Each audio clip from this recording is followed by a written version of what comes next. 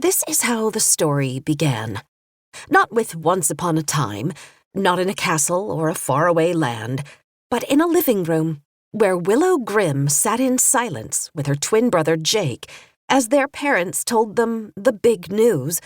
They were going to move from the boring nothing-ever-happens-here place called Los Angeles, California, to an exciting, interesting, exotic place called New Marburg, Idaho. Willow knew her parents were lying, and she could tell Jake knew it too.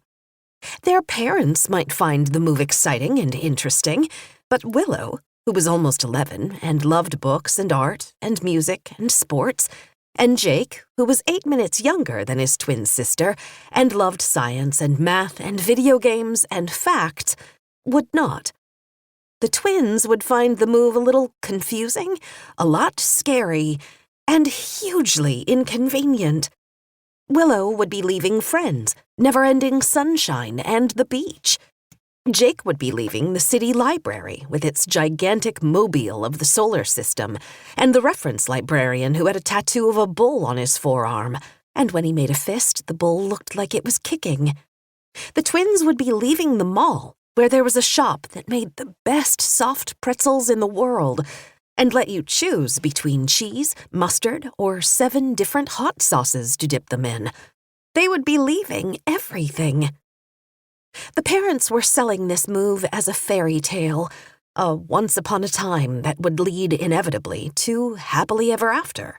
But both Willow and Jake were smart enough to understand that once upon a time was a lie. This story wasn't going to start with one interesting moment, but with hours and hours in a car. And as for happily ever after, Willow had read enough books to know that just as many stories ended in tragedy as in triumph. "What about school?" asked Jake. "I mean, it's barely November. We just started." Willow knew Jake didn't particularly like school. The other kids could be mean. But he adored his teacher, Mrs. Willamot Notwat, and especially adored saying her name. "Yeah, what about school?"